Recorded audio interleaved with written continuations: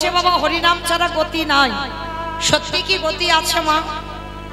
যে যত বড় ধনী হোক না কেন, যার যত টাকা থাকুক না কেন, যার যত অর্থ থাকুক না কেন, কেউ যদি বাবা সোনার পালঙ্কে ঘুমায়, কেউ যদি টাকার বিছানায়ও ঘুমায়, যত অট্টালিকা বানাও না কেন, শেষের দিনে তোমার সঙ্গী কিন্তু কেউ হবে না।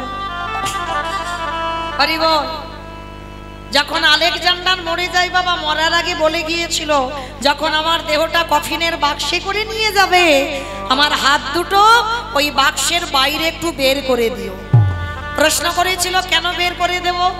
কফিনের বাক্সে যদি কাউকে নিয়ে যাওয়া হয় বাবা, সব দেহটা তো ভিতরে থাকে, কিন্তু আলেকজান্ডার বলেছিল আমার দুটো হাত বের করে দেবে। কেন? আলেকজান্ডার মরার আগে জগৎকে দেখাতে চেয়েছে, বোঝাতে চেয়েছে, দেখো আমি আলেকজান্ডারের মতো ব্যক্তি, আমার কোনো কিছু অভাব ছিল না, কিন্তু হাত দুটো কফিনের বাক্সের বাইরে কেন? ভালো করে আমার হাতের দিকে তাকিয়ে দেখো, যেদিন এসেছিলাম সেদিন পরনে আমার একটা সুতোও ছিল না, আর যেদিন ভব ছেড়ে চলে যাচ্ছি সেদিনও আমার হাতে কিছু নেই। তাহলে এলে খালি হাতে, যাচ্ছ তুমি খালি হাতে, তাহলে কিসের জন্য বাবা এত আমার আমার আমার আমার আমার? মনে রাখতে হবে বাবা, যে যতই বলি না কেন, ছেলে আমার, মেয়ে আমার, জায়গায় আমার, জমি আমার, বিষয় আমার, যতই আমারে আমারে করো না কেন, বাঁশি যদি বেজে যায় পড়ে থাকবে সরকারি খামার। এসেছো একা, তুমি যাবে একা। যেদিন এসেছিলে মা, জগতে কেউ তো ছিল না, আর যেদিন ধরা থেকে চলে যাবে সেদিনও কেউ থাকবে না। তাহলে সাথে যাবে কি? আমার কর্মফল। মানে কর্মফল মানে কতদিন তুমি সৎ কর্মে যুক্ত ছিলে, কতদিন তুমি ধর্মটাকে আঁকড়ে ধরেছিলে, কতদিন সাধু সঙ্গ করেছ, কতদিন হরিবাসরে বসেছ, কতদিন ভাগবত আসরে বসেছ, কতদিন যাবত তুমি একাদশীর উপবাস করছো। এই ভালো ভালো কর্মগুলো আমাদের সাথে যাবে। তবে মা, আমি মৌমিতা আর একটা গ্যারান্টি দিতে পারি, আর একজন আমাদের সাথে যাবে, সেটা আমার গ্যারান্টি, ও যাবেই। তবে জানি না আপনাদের এই বইটাতে নিয়ম আছে কিনা, তবে আমার ডায়মন্ড হারবার এলাকায় নিয়ম আছে মা, মানুষ মরে গেলে সাথে কিছু দাও বা না দাও, দুটো জিনিস তাকে ভাড়া করতে হবে, একটা হলো খোল আর একটা হলো করতাল। কি গো মাইরা, তোমাদের এই বইটাতে হয়তো মানুষ মরে গেলে খোল করতাল বাজে তো? তাহলে এই জায়গাটা একটু ভালো করে ভাবেন বাবা। যখন আমরা দুর্গা পূজা করি, কালী পূজা করি, লক্ষ্মী পূজা, সরস্বতী পূজা, যাই পূজা হোক না কেন, যেদিন বিসর্জন হয় সেদিন তো বড় বড় ডিজে ডিজে বাজে। কি বাবা, তোমাদের বইটাতে বাজে তো? এখানেও হয়? যাক বাবা, আমি ভাবলাম বোধহয় আমার ডায়মন্ডেই শুধু হয়। তার মানে এমন বিসর্জনের দিন মা ধুম ধাড়াক্কা বাজনা বাজবে যেন হার্ট এক্ষুনি ব্লক হয়ে গেল। মানে অসুস্থ মানুষ যদি থাকে বাবা, এমন বাজনা বাজবে সে এক্ষুনি হার্ট অ্যাটাক করবে বিসর্জনের দিন। তাহলে এই জায়গাটাই একটু অনুভব করেন, সেটাও তো মা। তাহলে মাকে যখন জলে ফেলতে যাচ্ছ, তখন নাচানাচি করে গেলে, লরিতে করে ডিজে বাজিয়ে গেলে, আর যেদিন আমাদের দেহ বিসর্জন হবে সেদিন কি একটা লরিতে করে ডিজে বাজালে হতো না? কি মা, হওয়ালেতে হতো? তাহলে হওয়াচ্ছে না কেন? এই জায়গায় চৈতন্য মহাপ্রভু শিক্ষা। ভালো করে পিছনের দিকে তাকিয়ে দেয়, যেদিন এসেছিলিস সাথে কেউ ছিল না, আর যেদিন যাচ্ছিস তোর সাথে যাচ্ছে কে কর্মফল। আর কি গো, এই হরি নামে যাবে।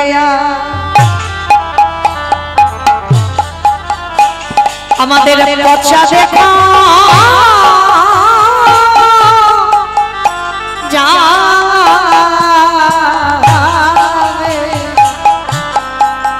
যেদিনে ভবতারে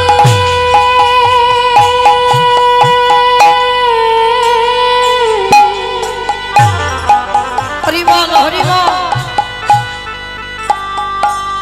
যেদিনে ভব পাবে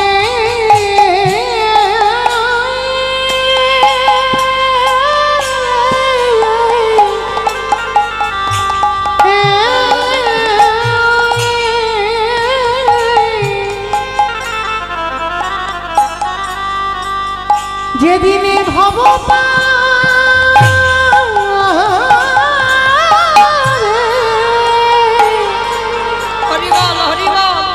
তুমি চলে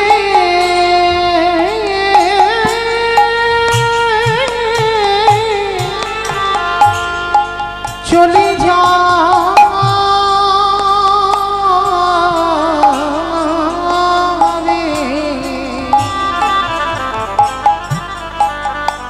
ওরে সেই রে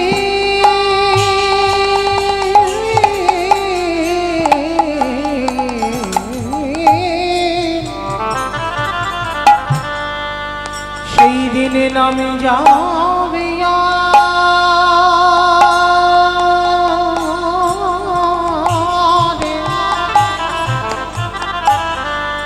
আমাদের পছা দেহ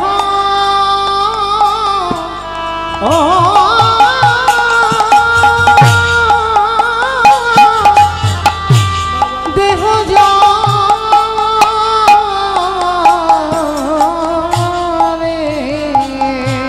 সেদিন তোমার আপন বলতে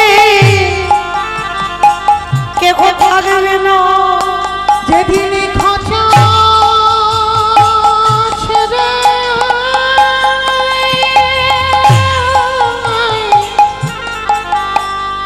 এই প্রাণ পাখি চলে যাবে আমাদের কারণ কৃষ্ণ ভজ হলো না আমি না যে মিনি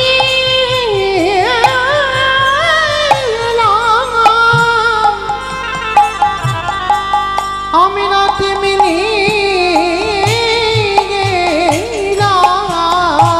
সবাই মায়ার মাধবে পপতি হলো আমাদের কৃষ্ণ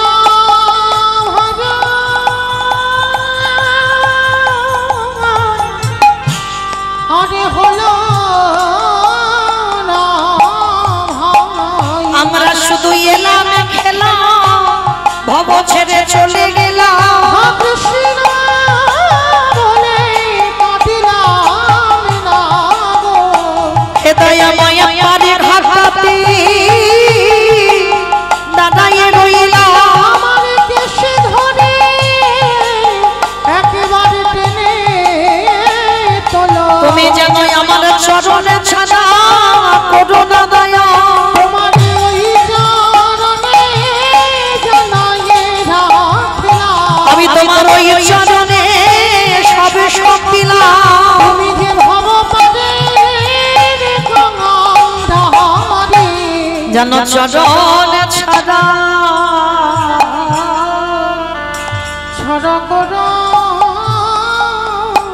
নাহি আস্তে তাহলে চলেন যদি আঁকড়ে ধরতে হয় মা সকাল সকাল গোবিন্দ চরণটা ধরো কারণ জগতে যা যা কিছু দেখছো মা সব অনিত্য বস্তু আর নিত্য বস্তু যদি থাকতে হয় আমার গৌর গোবিন্দ চরণ তাহলে চলো আছে সবাই আমরা গুরুচরণ আশ্রয় করি আমরা কিছুক্ষণের জন্য যাব মা শ্রীধাম নদিয়া নবদ্বীপ ধাম কি মাইরা সবাই নদিয়ায় যাবে তো সবাই যাবে তা সবাই যদি চলে যায় কীর্তন হবে কাকে নিয়ে কি গো সবাই বলছে চলে যাব তাহলে কীর্তন হবে কাকে নিয়ে কি গো ভক্ত না থাকলে কি কীর্তন হয় আগে তো ভক্ত লাগে তাহলে কেউ যাব না এই রাত কত বাজে এখন 10টা 10:30 নিশ্চয়ই হয়েছে তাহলে এই রাত্রিবেলা এক্ষুনি যদি তোমার ছেলে বৌমার অর্ডার না পাও তোমার স্বামীর যদি অনুমতি না পাও তুমি কি যেতে পারবে নবদ্বীপ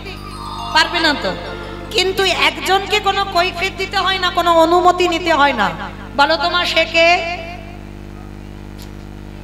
মন যত তুমি পাইতে তাড়াতাড়ি যাও না কেন তোমার মনের থেকে দ্রুত কেউ নয় পৃথিবীতে যত যানবাহন আছে বাবা মনের থেকে তাড়াতাড়ি কেউ যেতে পারবে না তাহলে থাক দেহগুলো সব ছেলেপুলে মানুষ করুক স্বামী সেবা করুক আর আমাদের মনগুলো নিয়ে যাব সেই সুরধনী গঙ্গার তীরে কেমন আর সুরধনী গঙ্গার তীরে গিয়ে দেখবো সত্যতে নারায়ণ ত্রেতাতে রাম দাপারে কৃষ্ণ আর কলিতে হলো গৌরাঙ্গ আর যেদিন কৃষ্ণ কলিযুগে গৌর হয়ে এলো সেদিন নদিয়ার অবস্থাটা কেমন জানো? নদিয়ার ভাবটা কেমন? আজ নদী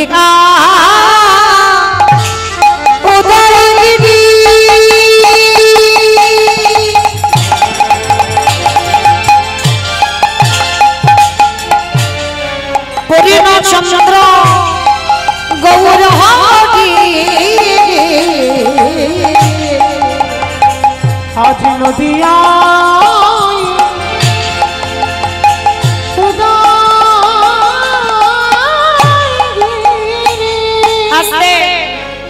আমাইরা কীর্তন শুনতে গেলে তো আমার ভগবানের জন্য একটু কাজ টাজ করতে হয়। কাজগুলো কি কি জানো তো? আচ্ছা আগে বলো তো, আমার চিনতে টিনতে অসুবিধা হচ্ছে না তো? অসুবিধা হচ্ছে না? মনে পড়ছে তো? 1 বছর আগে আমার ডাক্তারবাবু এনেছিল, আবার এনেছে। তাহলে 1 বছর আগে আমার রিহার্সাল দেওয়া আছে। কীর্তন শুনতে গেলে ভগবানের জন্য 3টে কাজ করতে হবে, শঙ্করধ্বনি, উলুধ্বনি, আর যাদের যাদের হাতগুলো এসেছে, যারা বাড়িতে রেখে এসেছো বলবো না, যাদের হাত হরিবাসরে এসেছে, কি মাইরা সবার হাত আছে তো? যাদের যাদের আছে কই একবার দেখিয়ে দাও, আমাকে নয় আমার ভগবানকে। নিতাই গৌর প্রেমানন্দে হরি বল হরি বল। বাহ, তোমাইরা মাঝে মাঝে হাতগুলো ধসে ধসে যাচ্ছে কেন? এই ধসা রোগ ভালো নয়। আমার নাম মৌমিতা ঘোষ, আমার পদে পদে দোষ। এসেছি যখন হাত তুলিয়ে তবে আমি ডায়মন্ড হারবারে ফিরবো, না হলে ফিরবো না। তো চলো দেখি মাইরা একটু উলুধ্বনি দাও তো দেখি একবার। আজ নদী গা উদয়গিরি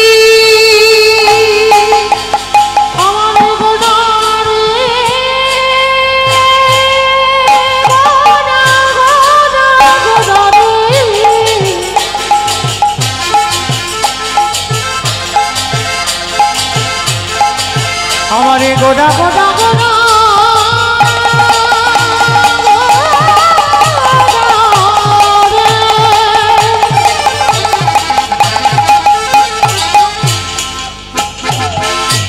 ওই নদী আমি সাদে গোডা গোডা রে নিতাই গৌর আমারে গোডা দিয়ে গোডা রে নদী গা উদয়গিরি আদে পূর্ণ চন্দ্র আমারে গৌর হরি কৃপা করি করে হইল উদাম আজ কৃপা করে হইল উদাম ওই না সোনার নদিয়া গৌর উদয় খালা সোনারি নদী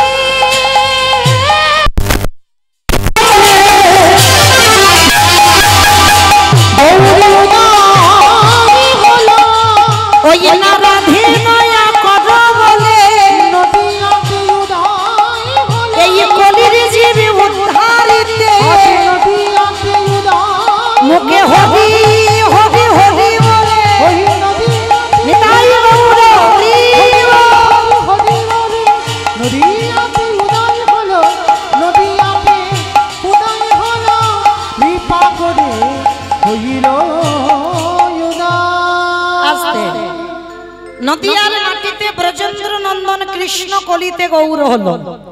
মায়ের নাম কি? শচী ঠাকুরানী, আর বাবার নাম হলো জগন্নাথ মিশ্র। আচ্ছা বাবা, এবার যারা যারা কীর্তন শোনেন বা শাস্ত্র জ্ঞানী বা তত্ত্ব জ্ঞানী, যারা বহু জায়গায় কীর্তন শোনেন, এই ভগবানকে বলা হয় সচিদানন্দন। কেন? মায়ের নাম ছিল শচী ঠাকুরানী, ওই জন্য মার নাম অনুসারে ছেলেকে বলা হয় সচিদানন্দন। আর বাবার নাম জগন্নাথ মিশ্র, ওই জন্য বাবার নাম অনুসারে ছেলেকে বলা হয় জগদানন্দন। আচ্ছা এইবার আপনারা যারা কীর্তন শোনেন বা বোঝেন, বলেন তো আমার ভগবানকে সচিদানন্দন বলে না জগদানন্দন বেশি পরিচিত হয়েছে? সচিদানন্দন। বেশ, জগদানন্দন কিন্তু কেউ বলে না, সব বলে সচিদানন্দন। কিন্তু বাবা এই জায়গাটায় সবাইকে ভাবতে হবে, কেন? ভগবান তিনি তো কলিযুগের মহাপ্রভু, কলিযুগের ভগবান। তাহলে কলিযুগের ভগবান হয়ে তিনি আজকের মায়ের পরিচয়ে পরিচিত হলো।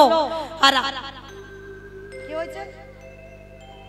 আর আপনারা আমরা সবাই কলির সন্তান হয়ে আমরা কেন বাবার পরিচয়ে পরিচিত হচ্ছে? দেখবেন বাবা, কোথাও গেলে যে মা দিল ব্যথা সে মা রইল কোথা, কথায় বলে না?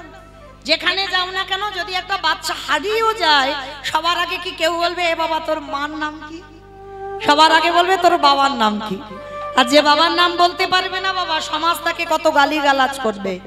যেখানে যাও না কেন তোমাকে তোমার বাবার নামটা লিখতে হবে। কিন্তু এই জায়গায় চৈতন্য মহাপ্রভু তিনি মায়ের পরিচয়ে পরিচিত হলো, আর আপনারা আমরা কলির মানুষ হয়ে সবাই বাবার পরিচয়ে গেলাম কেন? এইটা জানতে গেলে বাবা একটা কথা শুনতে হবে, তাহলে বুঝতে পারবে। তবে মন দিয়ে শুনতে হবে, তবে অনুভব করতে পারবেন কেন ভগবান আমাদের বেলা বাবাকে জায়গা দিল আর নিজের বেলা মায়ের জায়গাটা দিল। কেন শোনো মায়েরা ভালো করে। কেমন একটা ছোট্ট বাচ্চাকে ফেলে বাবা চলে গেছে কাজে, 1 বছর পর পর বাড়িতে আসে। আর মা কি করেছে, সারাদিন সংসারের খাটুনি খেটে ওই ছেলেটাকে দিনে দিনে বড় করছে। বাবা কিন্তু কোনো কাজ করছে না, বাবা তো কর্মে চলে গেছে, টাকা পাঠায়, মা ছেলেটাকে মানুষ করে। কিন্তু ছেলে যখন একটু বড় হয়েছে, হঠাৎ বাবা একদিন বাড়িতে আসছে, আর ওই ছোট্ট বাচ্চাটা ধুলো কাদা বালি মেখে আছে। সেই অবস্থাতে খেলতে খেলতে দেখে না তার বাবা বাড়িতে আসছে, আর সেই খেলাধুলো কাদাবালি অবস্থায় ছুটে গেছে, মানে আনন্দে বাবা ফিরছে তো অনেক দিন পর।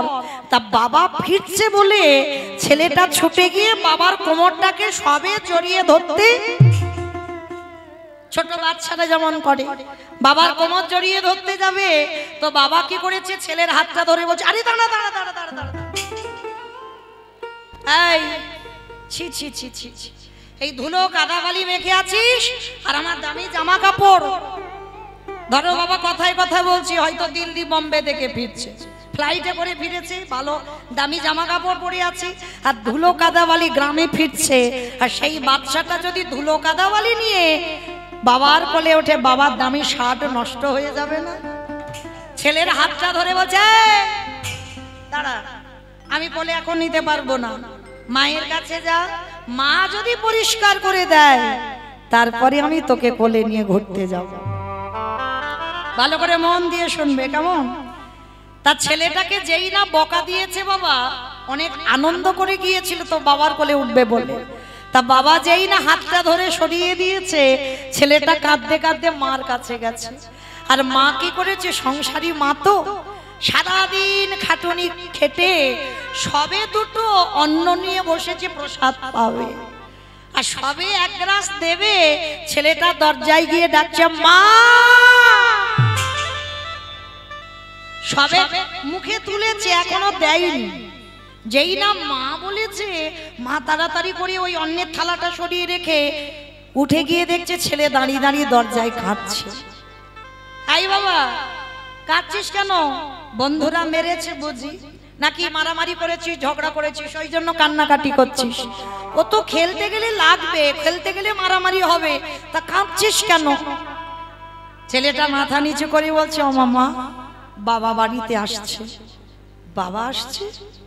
তাই এ তো আনন্দের কথা, তা তুই দাঁড়িয়ে দাঁড়িয়ে কাঁদছিস কেন?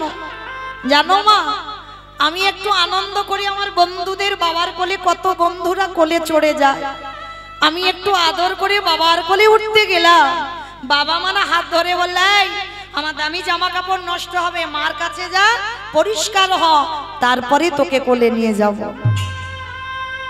মা যেই কথাটা শুনেছে না, সেই ধুলো কাদাবালি মেখে আছে ছেলে, মা হৃদয়ে তুলে নিয়ে, মা বিচার করেনি যে ছেলে নোংরা মেখে আছে, বুকে তুলে নিয়েছে, নাক দিয়ে সর্দি ধরছে, মা নিজের আঁচলটা দিয়ে মুছিয়ে দিয়েছে। আর মুছিয়ে দিয়ে মায়ের কিন্তু খাওয়া হলো না, সে খাওয়ার থালাটা ফেলে রেখেছে। ছেলের হাত মুখ ধুইয়ে ভালো জামা কাপড় পরিয়ে কপালে একটা বড় করে কাজলের টিপ দিয়ে পাউডার মাখিয়ে দিয়ে এইবার ছেলেটাকে কোলে নিয়ে স্বামী ফিরেছে। স্বামীর কাছে গিয়ে বলছে, কি গো, ছেলেটা একটু আদর করে কোলে উঠতে গেল, নাউনি বলে বড় কষ্ট পেয়েছে। যাও, তোমার সঙ্গে আমি পরে কথা বলবো, আগে ছেলেটাকে নিয়ে একটু গ্রামে ঘুরে এসো, তারপরে কথা হবে। মা পরিষ্কার করে যেই বাবার কোলে দিল, বাবা বাচ্চাটাকে কোলে করে নিয়ে ঘুরতে বেরিয়ে গেল। তত্ত্ব কি বলল? যারা শুনছেন, যারা অনুভব করছেন, কীর্তন মানে শুধু উপর থেকে গেলে হবে না বাবা, কীর্তন মানে নারকেল। কি গো, নারকেল দেখেছো মা? বাইরে একটা খসা, খসাটাকে ছাড়াবে, নারকেল পাবে, স্বাদ পাবে? ও বাবা, বাইরের থেকে ভিতরে আরো বেশি কঠিন।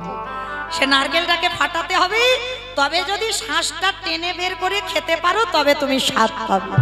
এই কীর্তন জিনিসটা এইরকম। যারা শুনলেন, অনুভব কি কিছু করেছেন? করেননি।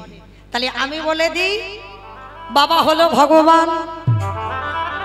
যে যার ঘরের বাবা হলো ভগবান, আরে মা হলো গুরু রূপী।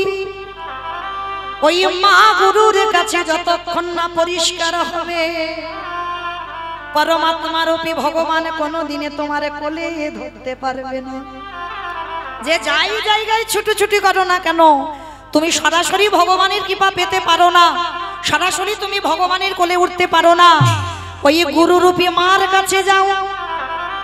ওই মা যদি তোমার পরিষ্কার করে দেয়, আরে বাবার কোলে যদি তুলে দেয়, তবে বিশ্ব পিতা রূপী ভগবান তোমার কোলে নিয়ে ঘুরতে যাবে।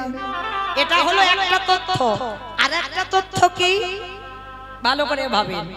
ভগবান চিন্তা করলো, বাবা ছেলে নোংরা মেখে আছে বলে কোলে নিল না, কিন্তু মা কিন্তু বিচার করছে না। মা ভালোবাসে, বাবা ভালোবাসে, কিন্তু দুজনের ভালোবাসা তফাৎ। কেউ রেগে যাও আর চটে যাও, যাই করো না কেন বাবা, এটা বাস্তব। মা ভালোবাসে, বাবা ভালোবাসে, দুজনে ভালোবাসে, কিন্তু তফাৎ। কিরকম? বাবার ভালোবাসা হলো একটু ঐশ্বর্যে, আর মায়ের ভালোবাসা হলো একটু মাধুর্যে।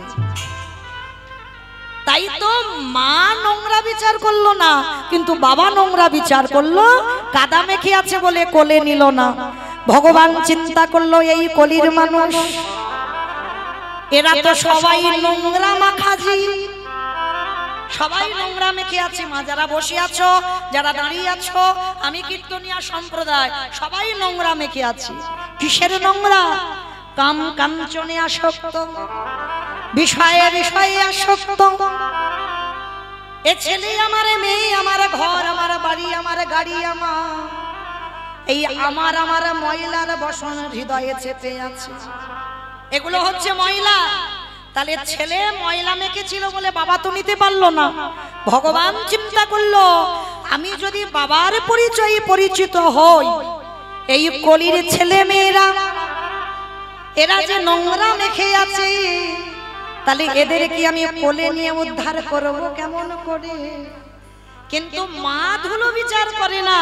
তাই তো চৈতন্য মহাপ্রভু সিদ্ধান্ত দিল, আমি কলিযুগে যাব, মায়ের পরিচয়ে পরিচিত হয়ে। মা যেমন সন্তানের নোংরা ধুলো বিচার করে না, সহজে মা কোলে করে নিয়ে নেয়, ঠিক তদ্রূপ গৌরাঙ্গ মহাপ্রভু আজকের মাতৃ স্বরূপে এসেছে। এই কলির মানুষ আমরা সবাই সন্তান সম। আর মা যেমন ছেলেকে কোলে নেয়, নোংরা ধুলো বিচার করে না, আমার গৌরাঙ্গ মহাপ্রভু সচিদানন্দন গৌরাঙ্গ সুন্দর হয়ে এই কলির জীবকে উদ্ধার করিতে লাগল। নিতাই গৌর হরি বল।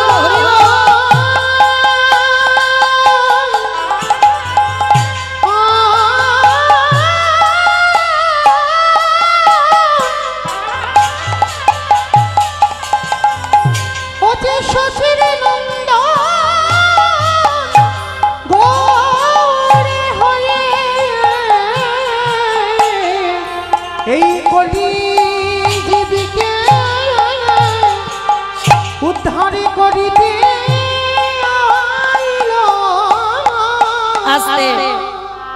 বুঝলাম আমরা সবাই যার জন্য ভগবান নাম নিয়েছেন সচ্চিদানন্দন। আমরা বলি সচ্চিদানন্দন গৌরাঙ্গ সুন্দর।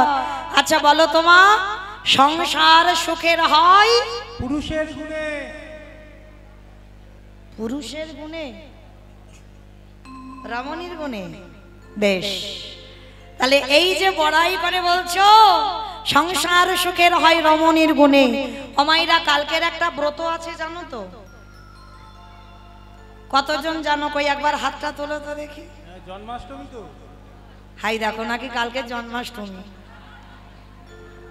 আচ্ছা এইবার একবার দেখাও তো দেখি কারা কারা কালকের রামনবমী পালনটা করবে, কারা উপবাস করবে, একবার হাতটা তোলো। এই কটা হাত। হ্যাঁ গো, এই তো বললে সংসার সুখের হয়। আমার ভাইটি বলল পুরুষের গুণে, তোমরা হেসে উঠলে। রমণীর গুণে, এটা খনার বচন। তাহলে রমণীর গুণে যদি সংসার সুখের হয়, তাহলে হ্যাঁ গো হাত উঠলো না কেন কালকের ব্রতের সময়? যখন বললাম কারা কারা ব্রত করবে, একটাও হাত উঠছে না। কয়েকটা হাত উঠেছে, কেন হাত উঠছে না কেন? একটা কথা মনে রাখবে, আমরা হিন্দু ধর্মের মানুষ, আমরা সনাতন ধর্মের মানুষ। যেমন দুটো ছেলের জন্মতিথি পালন করতেই হবে, একটা হলো জন্মাষ্টমী আর একটা হলো রামচন্দ্রের আবির্ভাব তিথি। এই দুটো ব্রত পালন করতে হবে। তো মায়েরা যারা যারা বসেছো, ভালোই হয়েছে আজকে যখন আপনাদের সঙ্গে আমার দেখা হলো। মানবেন না মানবেন আপনাদের ব্যক্তিগত ব্যাপার, কিন্তু আমার বলার জায়গা দিয়েছেন, আমি একটু বলবো। বিশেষ করে কালকের ব্রতটা পালন করবেন। কেন জানো? আমি বলে যাচ্ছি, যারা যারা করেন তাদের চরণে তো দণ্ডবত, আর যারা করেন না বেশিক্ষণ নয়, অন্তত বেলা 12টা পর্যন্ত ব্রতটা পালন করুন। সারা দিন রাত করতে হবে না। যেমন আমাদের গুরু মহারাজদের আদেশ আমাদের একাদশীর মতো পালন করতে হবে। আর আপনারা সংসারী মানুষ, তো অবশ্যই মনে রাখবে 12টা পর্যন্ত, বেশিক্ষণ নয়। অনেক অনেক মানুষ তো বাবা আমরা 8টা 9টার সময় ঘুম থেকে উঠি, আর ওইটুকু টাইম একটু আগিয়ে দিতে পারি না। চেষ্টা করবেন কালকের অবশ্যই আমার রামচন্দ্রের আবির্ভাব তিথি আমাদের পালন করতে হবে। আর কেউ যেন ভেবো না বাবা এখন তো আমার রামচন্দ্রের নাম করা নিষিদ্ধ হয়ে গেছে, কেন এইসব রাজনীতি হচ্ছে না? অপরাধ নেবেন না বাবা, আমি বলতে চাইলাম না। এই জন্য বললাম রামচন্দ্রকে এই রাজনীতি আনবে কেন? আমরা হিন্দু ধর্মের মানুষ, আমরা সনাতন ধর্মের মানুষ। রামচন্দ্র ত্রেতা যুগের ভগবান, আর ত্রেতা যুগের ভগবান হয়ে আমরা ভগবানের আরাধনা করব, এতে তো বাবা কারো রাগারাগি হওয়ার কথা নয়। তো অবশ্যই করে মা আমি যাদের বলে গেলাম অবশ্যই রামচন্দ্রের ব্রত পালন করবেন। আচ্ছা কালকের কতজন 12টা পর্যন্ত পালন করবে একবার দেখাও তো হাতটা তুলে। এতজন করবেন? বাহ, আজ আমার কীর্তন গাওয়া সার্থকতা হয়ে গেল বাবা। কারণ রামচন্দ্রের জন্ম নয় মা, কেউ যদি আমরা বলি জন্ম, ভগবান জন্ম নেয় না, ভগবান আবির্ভাব হয়। হ্যাঁ, যেমন পুঞ্জিকাতে লেখা হয় দেখবেন কৃষ্ণের জন্মাষ্টমী, হ্যাঁ ভগবান জন্ম নেয়। আমাদের বৈষ্ণব তালিকাতে লেখা হয় ভগবান কৃষ্ণের আবির্ভাব তিথি। মানে কথাটা বলতে হবে বাবা, একটু ভেবে বলতে হবে। তো অবশ্যই যারা করবেন, কারণ কালকে দুপুর 12টার সময় রামচন্দ্রের আবির্ভাব হয়েছিল, আর তার 2 ঘন্টা পরে ভরতের জন্ম হয়েছিল, আর তার 2 দিন পরে লক্ষ্মণ আর শত্রুঘ্নর জন্ম হয়েছিল। কেমন? তাহলে অবশ্যই করে পালন করছেন। আর এই যে কেন বললাম বাবা পালন করতে, কেন জানো? একটা নারী পারে কিন্তু সংসারটাকে কৃষ্ণ ভক্তের সংসার করতে। কারণ আমরা ভুলে গেলে হবে না, যেদিন মাতৃ জঠরে কেঁদেছিলাম সেদিন তো বলেছিলাম আমরা জগতে গিয়ে কৃষ্ণ দাস হব। তাহলে কেন ভুলে যাচ্ছি?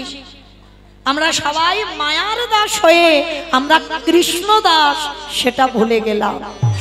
তাই এই কথাটা বলার একটাই কারণ, একটা নারী কিন্তু ঘরের শক্তি। যতই পুরুষ রোজগার করে আনুক না কেন, ঘরের নারীটা যদি ঠিক না হয় মা, সে সংসার নড়বড় করবে, সে সংসার কোনোদিন ঠিক হবে না। কারণ ঘরের নারী হচ্ছে জগৎজননী মা দুর্গার অংশভূতা। একটা নারী সব পারে, পরিবারটাকে ভক্তও করতে পারি, পরিবারটাকে অভক্তও করতে পারি। যদি বলো কেন, আমার কথা নয়, প্রমাণ দিয়েছে শাস্ত্র। ভালো করে শুনবেন কেমন, আমার মায়েদের চেতনার জন্য বলা। ও মায়েরা, এক ভক্তিমতী নারীর জন্ম হয়েছিল। মন দিয়ে শুনবে কথাটা কেমন। এই নারীটা জন্মের আগে থেকে বাবা এরা প্রসাদ ভোজী ছিল। অমাইরা প্রসাদ ভোজী মানে বোঝো তো, যারা ভক্ত হয়েছেন বোঝেন, ভগবানকে দিয়ে খাওয়া। কি গো, ভগবানকে দিয়ে পাচ্ছ তো? না, কালকে নয়, কালকে নিরামিষ সেবা করবে। কালকে কখনো নয়, আমি সাহার নয়, মানে জেনে গেল, তার মানে মনে হয় পালন করবে, ওই জন্য জেনে গেল ভালো করে। রাধে, পালন যদি না করে, ওটা আমার ননদের স্বামী তো, রাধে, ওই জন্য একটু জেনে গেল। তো আমার ডাক্তারবাবু আমার এই জামাইবাবুর ওখানে চেম্বারে বসে, ওই জন্য অনেকটা হিতাহিত, ওই জন্য একটু জেনে গেল। তো যাই হোক, তো এই মা মেয়েটার জন্ম হয়েছিল, জন্মের আগে থেকে বাবা মা প্রসাদ ভোজী, আর মেয়েটা মাতৃ জঠর থেকে বাবা ভগবানের প্রসাদ পায়। জন্মাবার পর মেয়েটার নাম রেখেছিল শক্তুমা। মেয়েটার নাম কি বললাম? শক্তু। তা এই শক্তুমা এমনই একজন নারী ছিল, ছোটবেলা থেকে সর্বদাই তার খেলাধুলাই ভগবানকে নিয়ে, অন্য কিছু খেলা ছিল না। কিন্তু এমন অদৃষ্টে লেখা ছিল মা, মেয়েটা যখন বিয়ে হলো, বাবা মা দেখাশোনা করে এমন একটা পরিবারে বিয়ে দিল, যে পরিবারটা ছিল বাবা ঘোর নাস্তিক। বাবা নাস্তিক মানে বোঝেন তো, মানে কৃষ্ণ ভজন করে না, একাদশী করে না, হরিবাসরে যায় না, হরিবাসরে যায় না কি ধারে কাছেও যাবে না, ভাগবত আসরে যাবে না, সাধুগুরু বৈষ্ণবকে দেখলে প্রণাম করবে না, মানে খুব নাস্তিক। আর সেই পরিবারে শক্তুমার বিয়ে হয়। কিন্তু মেয়েটার চরিত্রটা এমনই একটা ছিল মা, এমন একটা ঘরে গেল, সারাদিন সেই স্বামী আর শাশুড়ি মিলে সকাল থেকে আর রাত্রি পর্যন্ত মা শুধু কাজ করা, মানে হাতে জল আর শুকনো হয় না, সারাদিন কাজ করতেই থাকে।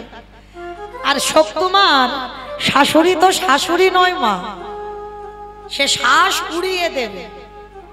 কারণ মনে রাখতে হবে, শাশুড়ি মা হবে না, আর বৌমা মেয়ে হবে না।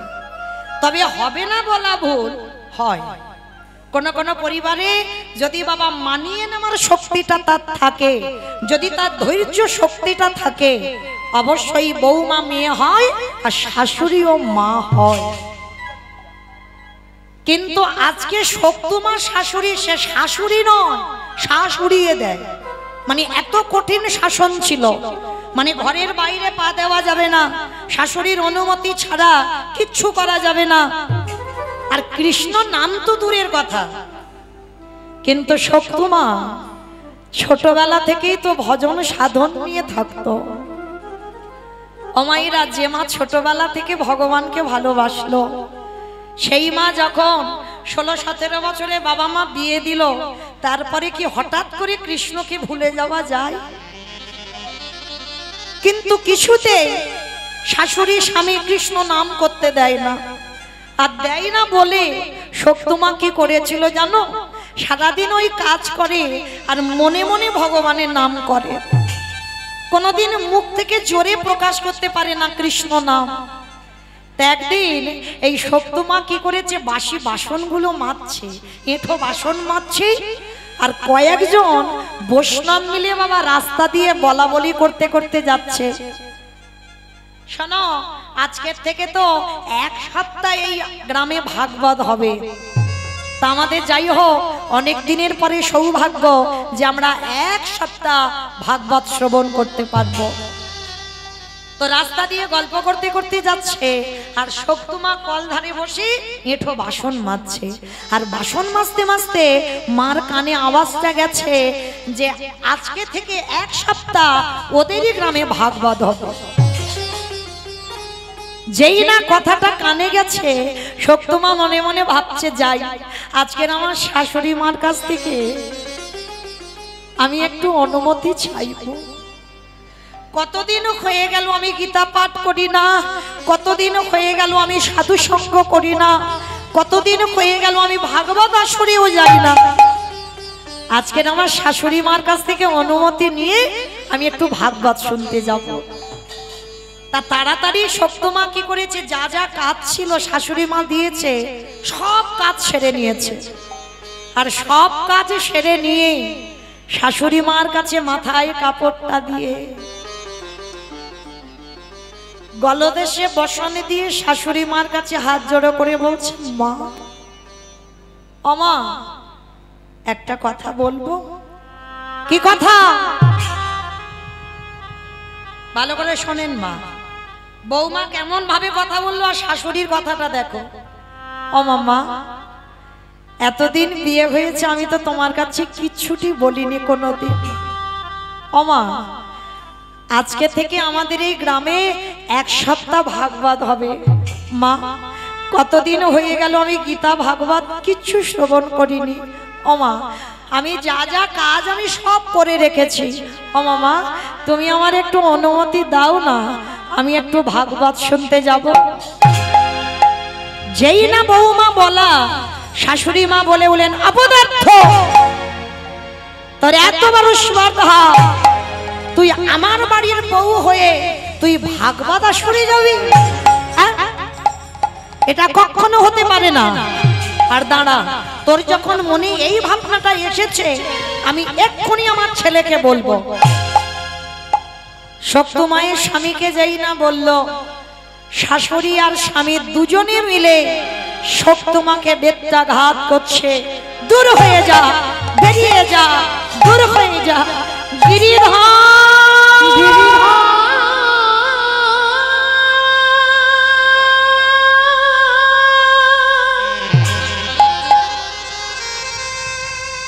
একেবারে দেখা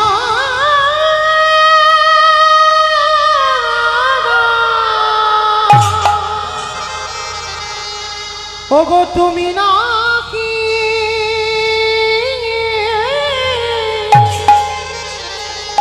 ভকেতে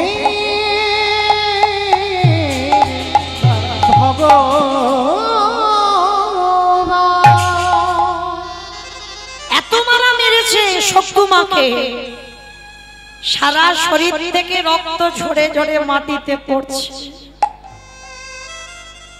তবু এত অত্যাচার সহ্য করেও একটা দিন বাপের বাড়িতে বাবা নালিশ জানায়নি।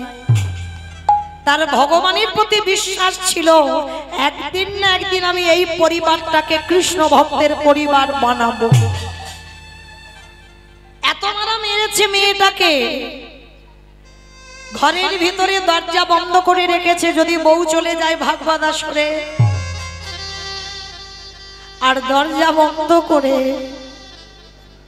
নয়ন জলে কাঁদি আর বলে, গিরিধর,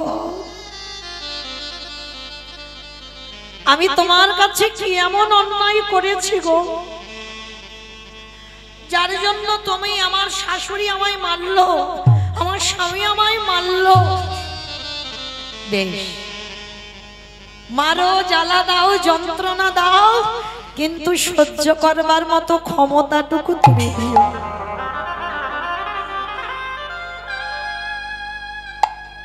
শক্তিমা রাতের অন্ধকারে বসে বসে কাঁদছে। আর মনে রেখো মা, যদি ঠিক ঠিক তোমার চোখের জলে যেদিন ভগবানের কাছে যাবে, আমার ভগবান পৃথিবীর যেখানে থাকুক না কেন, ভক্তের ডাকে ভগবান ছুটে আসতে বাধ্য হয়। শক্তিমার চোখের জল রাত্রিবেলা গিরিধর আর সহ্য করতে পারলো না। ভগবান কি করেছে জানো? শাশুড়ি মার রূপটা ধারণ করেছে। শাশুড়ি মার রূপটা ধারণ করে দরজায় এসে ধাক্কা দিচ্ছে, বৌমা। কণ্ঠটা শাশুড়ির মতো করেছে ভগবান, বৌমা দরজা খোলো। যেই না শাশুড়ির আওয়াজ পেয়েছে, শক্তিমা মনে মনে ভাবছে, আবার যদি আমায় মারে। শরীর থেকে রক্ত পড়ছে তো ভালো করে কাপড় দিয়ে ঢেকে দিয়েছি।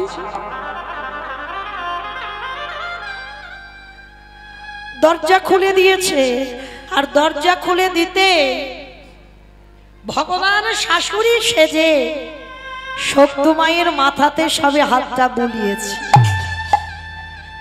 আর যেই না মাথাতে হাতটা বুলিয়েছে, এই যে সকালবেলা এত মারা মেরেছে বাবা, সব জ্বালা যেমন নিমিষে জুড়িয়ে গেল। আর কোনো জ্বালা, কোনো কষ্ট, ব্যথা বেদনা নেই। ভগবান শাশুড়ি হয়ে বলছে, কি রে সকালবেলা আমি মেরেছি, ব্যথা লেগেছে? মাথাটা নিচু করে কাঁদছে সত্যি। না মা, লাগেনি। লাগেনি বললে হবে? আমি মেরেছি, আমি জানি না তোর কত লেগেছে।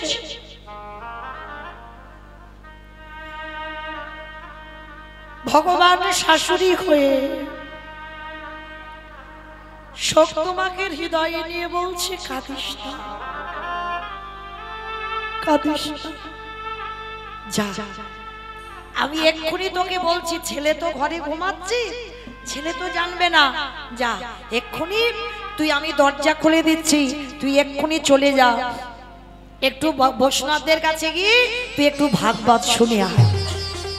যেই না অনুমতি পেয়েছে, সত্যমা চমকে উঠেছে। মা, তুমি অনুমতি দিচ্ছ? হ্যাঁ, ছেলে তো ঘরে ঘুমাচ্ছে, ছেলে তো জানে না, যা এই সময়ে একটু ভাগবতটা শুনে আয়। আর যেই না ভগবান শাশুড়ি হয়ে অনুমতিটা দিয়েছে, সত্যমার মনে বড় আনন্দ। ভগবান শাশুড়ি হয়ে নিজেই দরজা খুলে দিল। আর দরজা খুলে দিতে সত্যমা ছুটতে ছুটতে একেবারে সেই গ্রামের শেষে যেখানে ভাগবত হচ্ছিল, ভাগবত আসরে চলে গেছে। সারা রাত ভাগবত শুনেছে। আর সারা রাত ভাগবত শুনে সকাল যখন হয়ে গেছে, এদিকে গিরিধর মনে মনে করছে, হায় হায় হায় হায়, সকাল হয়ে গেল। শাশুড়ি যদি এবার ঘুম থেকে জেগে যায়, যদি দেখে বৌমা ঘরে নেই, তাহলে ও মেয়ের আর আস্ত রাখবে না। এবার কি করবে ভগবান? এঁঠো বাসন পড়ে আছে, বাসি ঘর দাবা পড়ে আছে, ঝাঁটা দিতে হবে, বাসি কাপড় জামা পড়ে আছে, কি করবে এবার? ভগবান কি করেছে জানো? হরিব, যেই না সকাল হলো, সত্যমা ভাগবত আসরে আছে। আমার গিরিধর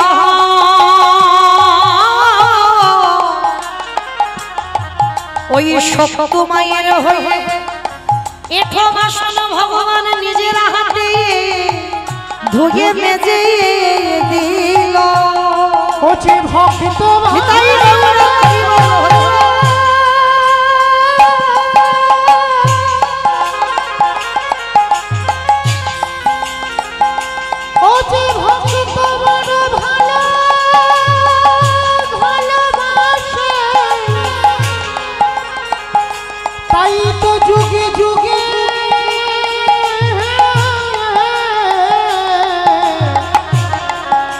ভক্তের কাছে ছুটে আসে। সকাল হয়ে গেল, গিরিধর সব কাজ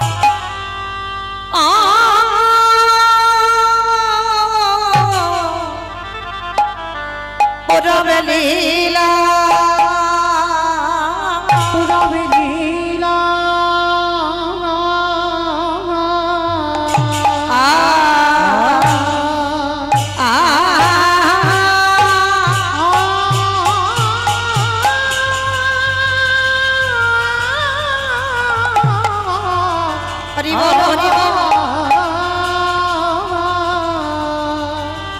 প্রভুরি আমারে পুরাবে লীলা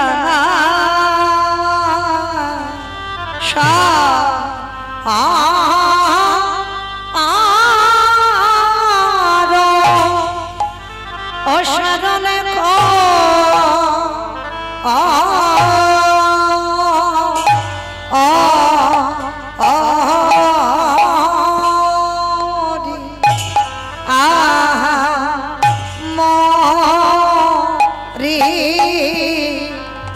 অক্র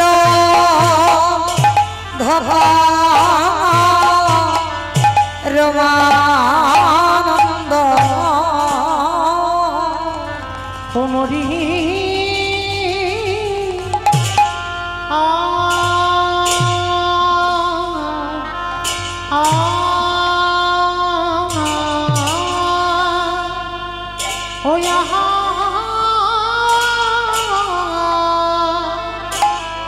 ओ यहाँ रे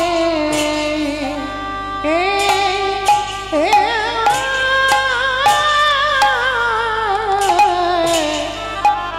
प्रभुरी हमारे पूरा मेरे भाई हरि बोलो हरि बोलो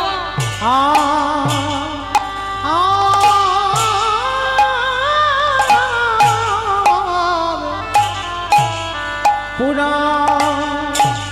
मेरे भाने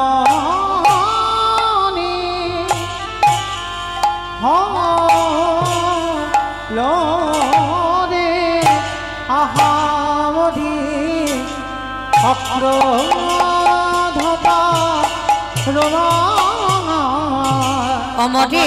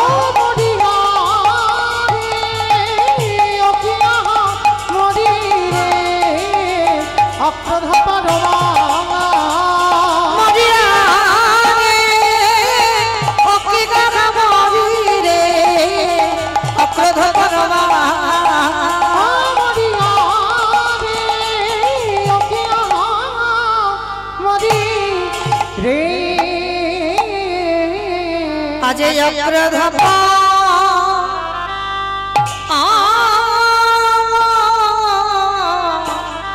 रमानंद ओकियो अग्रधपा हरि बोल हरि बोल परमानंद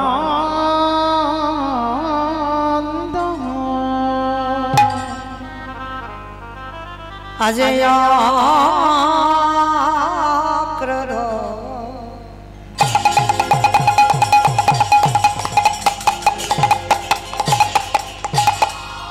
अग्रध परमा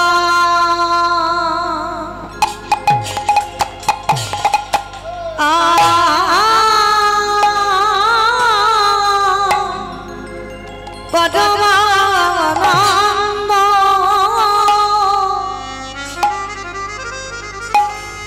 प्रभु अमर नित्य नंद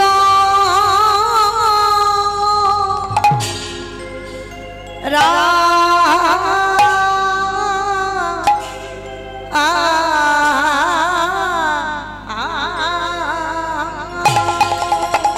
অহয়ক্র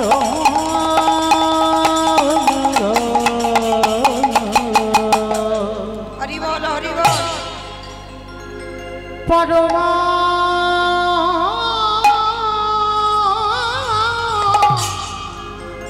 নন্দ মায়েরা তুলু ধ্বনি প্রেম সে আমার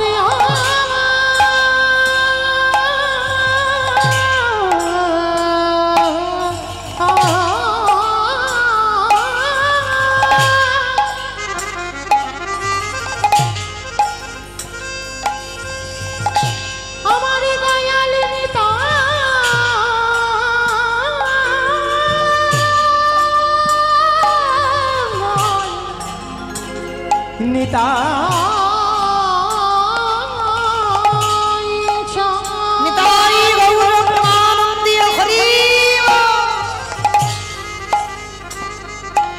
ওই নদিয়া নবদ্বীপ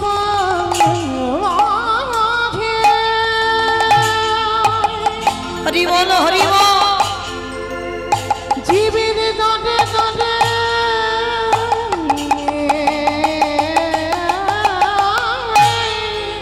ঘুরে ঘুরে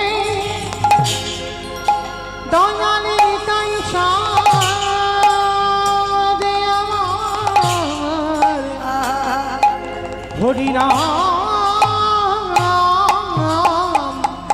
বিলাস আজে অক্রোধ অক্রোধ পরমা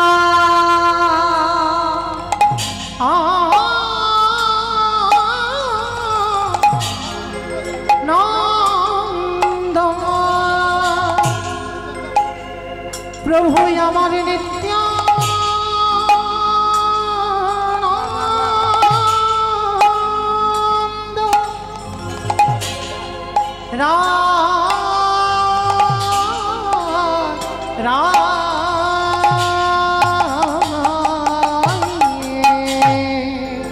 আজে অভিমান সন্ননি গীতা নগ নগ নগ আহানগরে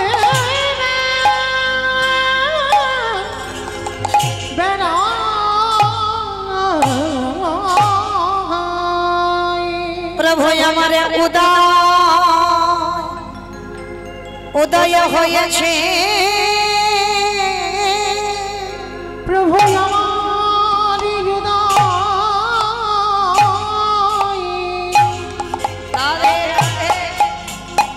হয়েছে ওই না নদী ওই নদী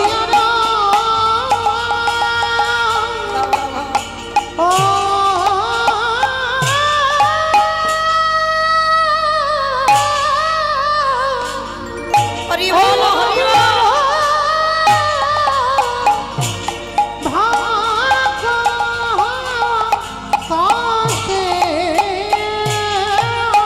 প্রভু আমার হয়েছে তোমরা যে দেখো আজ দেখে না তোমরা যে দেখনি দেখে না আমার আনন্দ নব তোমরা যে দেখনি দেখে না আমাদের হয় বাকি না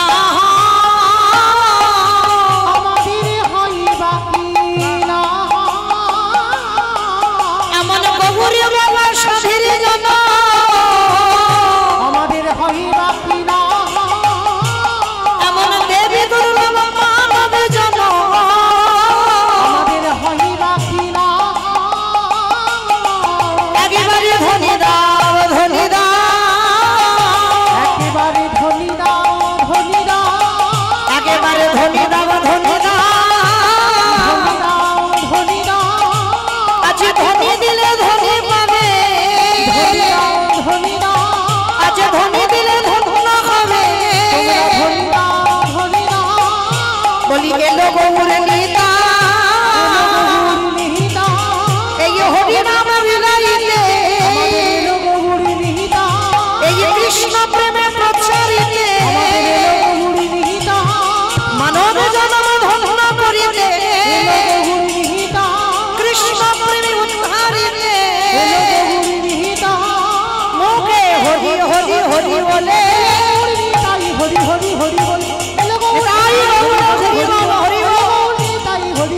বলি এলো গৌরী নিতাই এলো গৌরী নিহিতাই আধি অভিমান শূন্য নিতাই নগ নগ নগ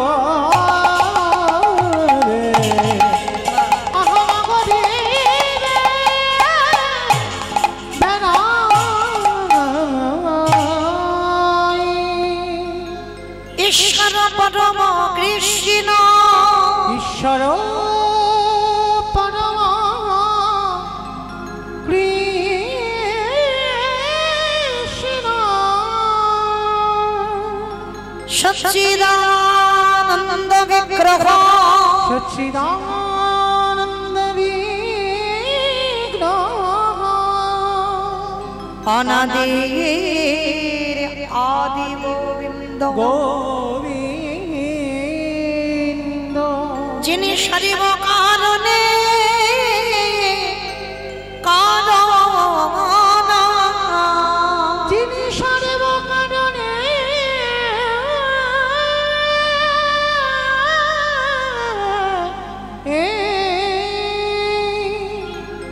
কারণ না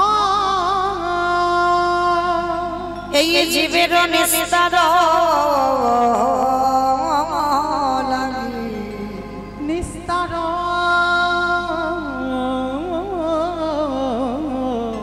লাগে আমাদের নন্দ সুত হরি আমাদের নন্দ সুত হরি ভুবনে প্রকাশ পাইল এই ভুবনে প্রকাশ হলো আমাদের গুরু রূপ ধরি আমাদের গুরু রূপ ধরি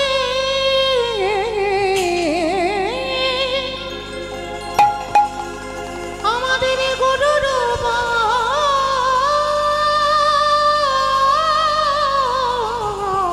ধরি আমাদের গুরু রূপ